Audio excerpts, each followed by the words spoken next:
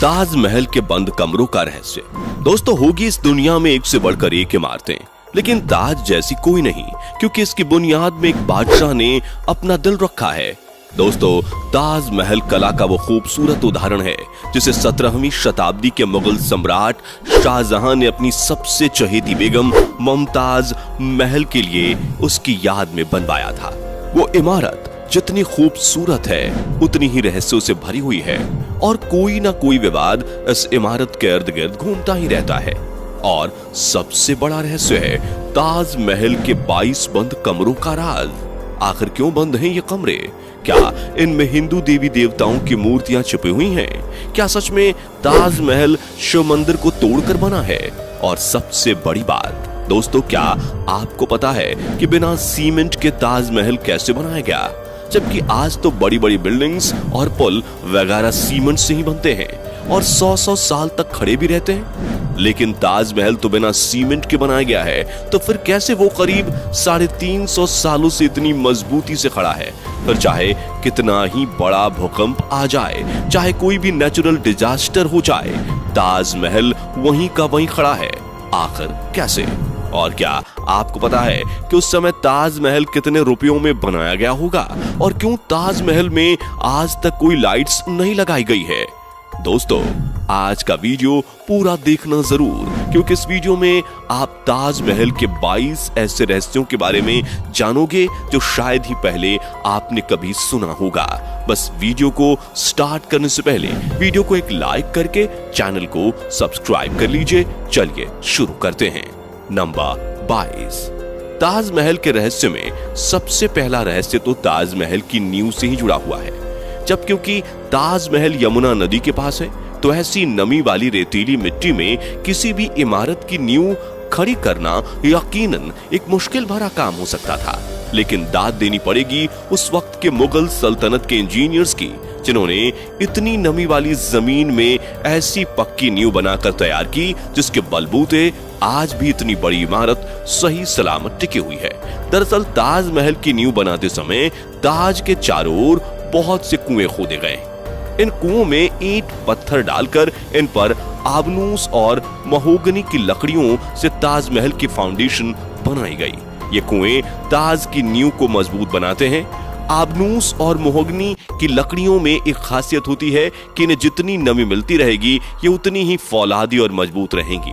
और इन लकड़ियों को नमी ताज के पास बहने वाली यमुना नदी के पानी से मिलती है। यमुना के पानी का स्तर हर साल घट रहा है और लकड़ियों में नमी की कमी आ गई है। यही वजह है कि सन 2010 में ताज में दरारें देखी गईं। दोस्तों, आपने देखा होगा कि ताजमहल के आसपास के चारों मीनार एक दूसरे से परपेंडिकुलर खड़े हैं। मतलब यह कि ताजमहल की जो 4 मीनारें हैं ये बिल्कुल सीधी नहीं खड़ी हैं, बल्कि चारों बाहर की तरफ हल्की सी झुकी हुई हैं। और इन्हें ऐसा ही बनाया गया था ताकि भूकंप जैसी आपदा आने पर अगर ये गिरे भी तो बाहर की तरफ गिरे। दरअसल ऐसा इसलिए किया गया है कि अगर कभी जोर का भूकंप आता भी है तो वह चारों मीनार ताजमहल से दूर जाकर गिर जाएं और इस तरह भूकंप के झटके ताजमहल तक पहुंचने से पहले ही इन मीनारों में ऑब्जॉर्ब हो जाएं और ताजमहल को कोई नुकसान ना पहुंचे। नंबर 20, हजारों टूरिस्ट जो ताजमहल देखने आते हैं वो ये नहीं जानते कि वो जो सामने देख रहे हैं वो ताज का पिछला हिस्सा है। दरअसल जो शाही दरवाजा है वो नदी के किनारे दूसरी तरफ है। आज ज्यादातर टूरिस्ट ताज को वैसा नहीं देख पाते जैसा कि शाहजहां चाहते थे। मुगल काल में ताज तक पहुंचने के लिए नदी ही एक मुख्य रास्ता थी और ये एक तरह का हाईवे था। बादशाह और उनके मेहमान नाव में बैठकर यहाँ आते थे। नदी के किनारे एक चबूतरा हुआ करता था। नदी बढ़ती गई और वो बहुत पहले ही नष्ट हो गया। बादशाह और उनके मेहमान उसी चबूतरे से ताज आया करते थे। नंबर 19, दोस्तों, ये कहा जाता रहा है कि शाहजहां ने ताजमहल बनाने वाले वर्कर्स के हाथ कटवा दिए थे, लेकिन ये बात एक अफवाह जैसी लगती है क्योंकि इस बात का कोई प्रमाण मौजूद नहीं है। बहुत से इतिहासकारों का मानना है कि शाहजहां ने वर्कर्स और कारीगरों को जिंदगी भर की पगार देकर उनसे इकरारनामा लिखवाया था कि वो ऐसी कोई दूसरी इमारत नहीं बनाएंगे, क्योंकि 20,000 वर्कर्स जिन्होंने ताजमहल बनाया था, क्या एक ही दिन में उन सब के हाथ काटना मुमकिन लगता है? क्या सबको एक एक करके बुलाया गया कि आओ यह दिन इतने मजदूर के हाथ काटेंगे और उस दिन इतने मजदूर के हाथ काटेंगे? अगर ऐसा होता तो जैसे ही हाथ कटने शुरू होते तो बहुत से मजदूर भाग खड़े होते और हिस्टोरिकली देखा जाए तो इस चीज का जीरो एविडेंस है। नंबर 18, कुतुब मीनार भारत की सबसे ऊंची मीनार है, लेकिन शायद आपको जानकर हैरानी होगी कि ताजमहल की ऊंचाई कुतुब मीनार से भी ज्यादा है। ताजमहल 73 मीटर ऊंचा है, जबकि कुतुब मीनार की ऊंचाई 72.5 मीटर है। नंबर 17, ताजमहल के साथ में उसके 22 कमरों का रहस्य भी जुड़ा हुआ है, जिसके बारे में लोगों का कहना है कि उन 22 कमरों में हिंदू देवी देवताओं की मूर्तियां बंद हैं। दरअसल दोस्तों, जब यह अफवाह ज्यादा फैलने लगी और कुछ मीडिया वालों ने सोशल मीडिया पर डिबेट को जबरदस्ती जारी रखा, जिसके चलते ASI के सोर्सेज ने इंडियन एक्सप्रेस को बता दिया कि जो 22 रूम्स हैं, असल में ये रूम्स नहीं है, बल्कि यह एक लंबा सा कॉरिडोर है जिस पर दरवाजे लगाए गए हैं। और ऐसा भी नहीं है कि इन बंद दरवाजों को सदियों से खोला ना गया हो। ASI के स्टाफ के अकॉर्डिंग हर 1 से 2 हफ्ते में इन बंद दरवाजों को खोलकर अंदर की सफाई की जाती है। इन सब के बावजूद प्रोपागेंडा थमने का नाम नहीं ले रहा था, जिसके बाद आर्कियोलॉजिकल सर्वे ऑफ इंडिया ने इन बंद कमरों के अंदर की फोटोज पब्लिकली दिखा दी। ये देख लो, इन कमरे के अंदर का नजारा कुछ ऐसा दिखता है। आगरा के ASI चीफ AK पटेल ने इंडिया टुडे को बताया कि ये पिक्चर्स अब ASI की वेबसाइट पर लाइव आपको मिल जाएंगी और कोई भी इन पिक्चर्स को देख सकता है उनकी वेबसाइट पर जाकर।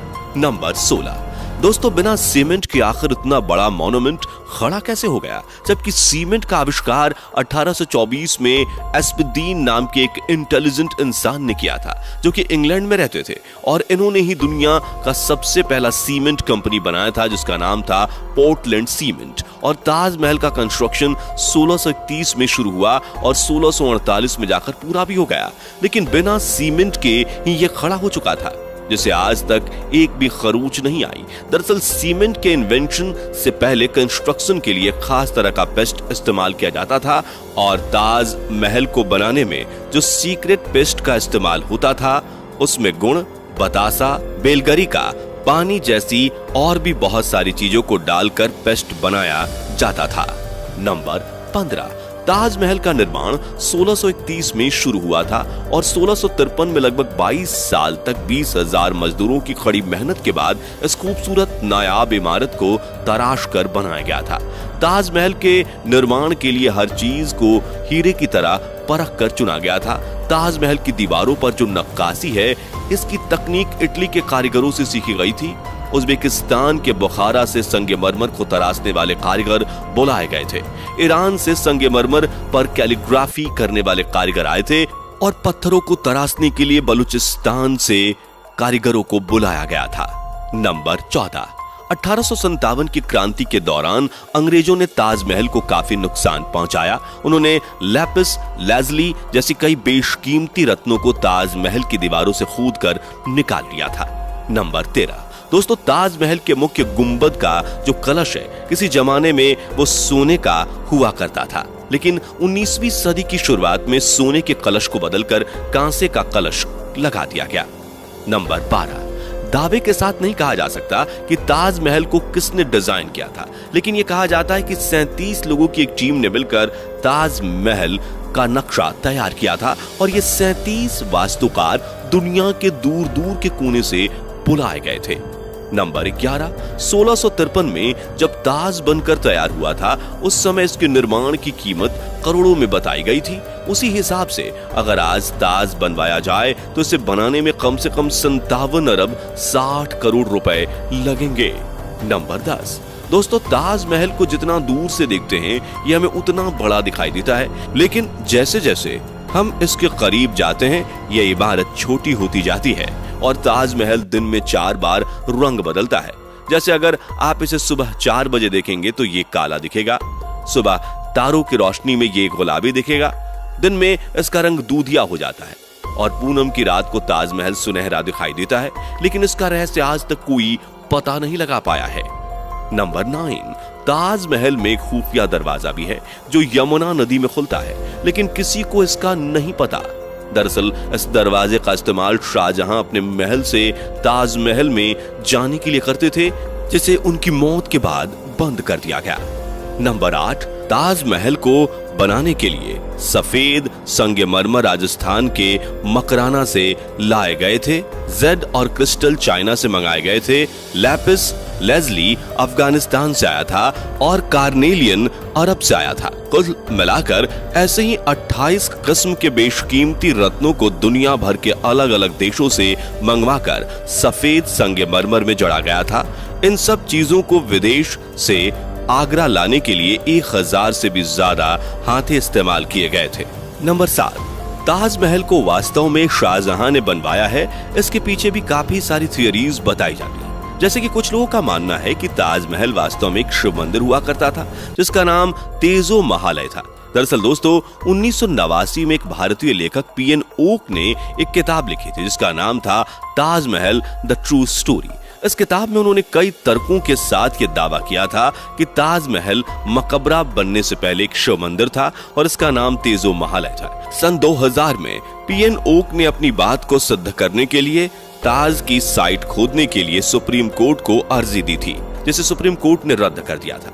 आर्कियोलॉजिकल सर्वे ऑफ इंडिया के मुताबिक ताजमहल कभी एक शिव मंदिर था, इस बात का कोई सबूत नहीं है, बल्कि शाहजहां ने ताज को बनवाया था, इसके सबूत इतिहास के पन्नों में मिलते हैं।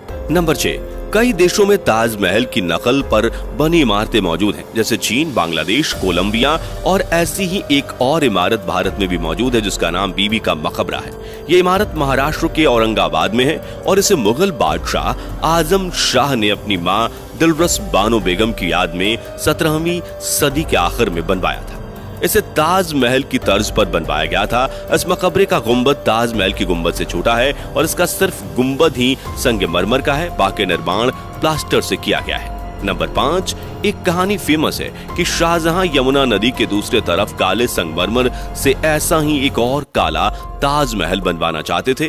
कहा जाता है कि शाहजहां मुमताज की तरह अपने लिए भी एक मकबरा बनाना चाहते थे, लेकिन इससे पहले कि वो काला ताजमहल बनवा पाए औरंगजेब ने उनको कैद खाने में डलवा दिया। लेकिन इतिहासकार कहते हैं कि ये बाद में बनाई गई मनगढ़ंत कहानियां हैं। जिस जगह शाहजहां के काले ताजमहल बनाने की बात की जाती है वहां कई बार खुदाई की जा चुकी है, लेकिन ऐसा कोई सबूत नहीं मिला जिससे ये पता चले कि शाहजहां काला ताजमहल बनवाना चाहते थे। नंबर 4, ताजमहल की सबसे ज्यादा पॉपुलैरिटी इसके कंस्ट्रक्शन से जुड़ी अद्भुत प्रेम कहानी की वजह से है। शाहजहां ने अपनी बेगम मुमताज महल की याद में इस इमारत को बनवाया था। मुमताज का असली नाम अर्जुमंद बानो बेगम था। शाहजहां ने उन्हें मुमताज महल नाम दिया, यानी महल का सबसे अनमोल रत्न। महज 38 साल की उम्र में अपनी 14वीं संतान को जन्म देते वक्त मुमताज की मौत हो गई। उस वक्त वो बुहारनपुर में थी। अपनी बेगम की मौत से बादशाह बेहद दुखी हुए, जैसे कि उनकी जिंदगी बर्बाद हो गई और आखिर में उनकी याद में शाहजहां ने ताज को बनवाने का फरमान जारी किया। नंबर 3, पहले मुमताज को बुहारनपुर में ही दफनाया गया।